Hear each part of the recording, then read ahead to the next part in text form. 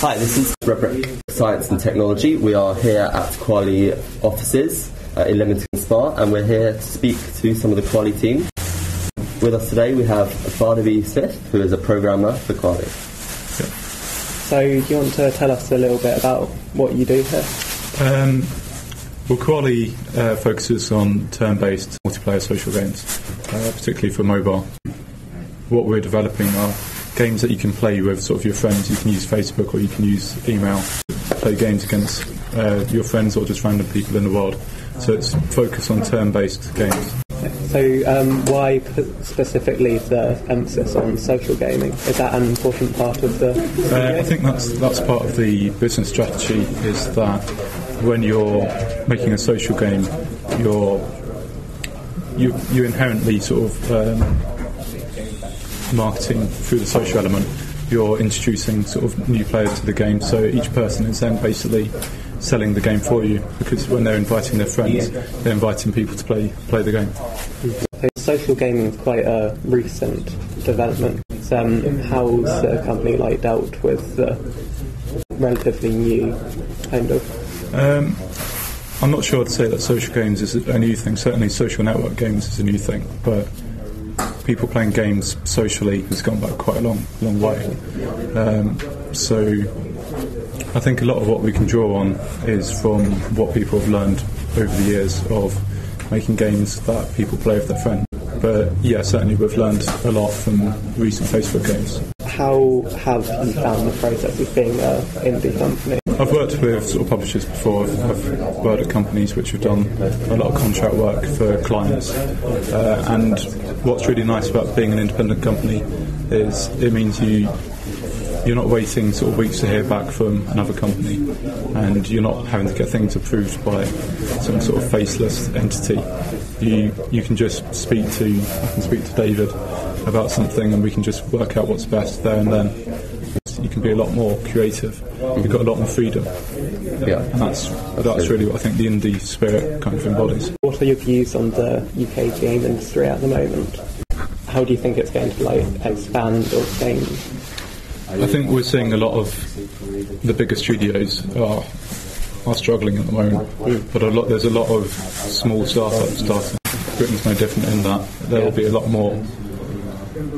of AAA companies are shutting doors, and I think they're going to continue to shut doors. Yeah. But you'll still see lots of mobile games companies get bigger and bigger, and a lot more of them. Do you want to tell us just a bit about the games that you've produced so far? At Kwalee. At Kwalee. Yeah. So the game we're working on currently is called Farm Fighters. Mm-hmm. It's a sort of physics-based, artillery-based game where you're basically fighting with different animals. Mm-hmm. Not sure how much I can actually say, because I'm not sure it's actually been released. Where have the ideas really come from Farm Fight? So I think Adam basically had the idea for the game.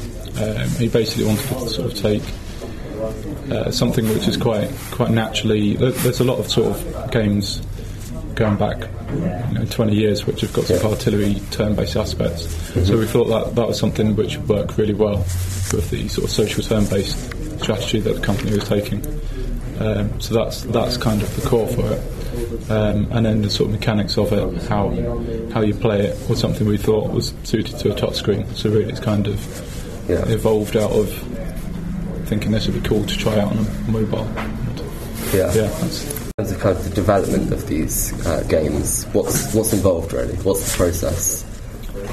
Okay, so we start out with a sort of prototype of the game, and then what we try and do first is focus on the sort of fun of it and just making the core game elements before we start to build in the sort of turn-based social elements.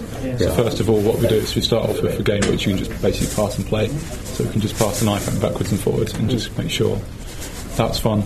Yeah. And then when we start production properly, we can start to build all the networking code into it and just sort of start building all the frameworks and all the stuff we need to make it a sort of big networked game. Well, how have you found working here? Well, Leamington's a pretty amazing place to be. So I think it's it's such a nice town, but it's also quite sizable. Yeah. It's quite nice. I mean, I've worked at places before, in places before where they've been really nice, but they've also been really small, quite sort of quaint, sort of quiet places. Yeah. But here, you can go out, you can go to a bar, you can go to a club. It's nice. And you've got table tennis tables. Do you play much around the office? I don't play a lot, but I'm rubbish at table tennis. But in general, is it used quite a bit? Yeah, I think there's always tournaments. There's always people playing on every day. So. Finally, is there any advice you'd give students wanting to get into the game industry? I think the most important thing is if you do it in your own time, if you have a passion for making sort of games in your own time, then that's probably one of the best things you can do.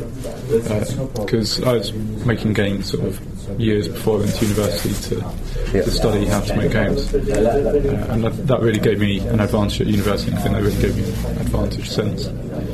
There's a lot of experience you can draw on. Thank you very much. All right, brilliant. Thank you very much. Thank you. Thank you.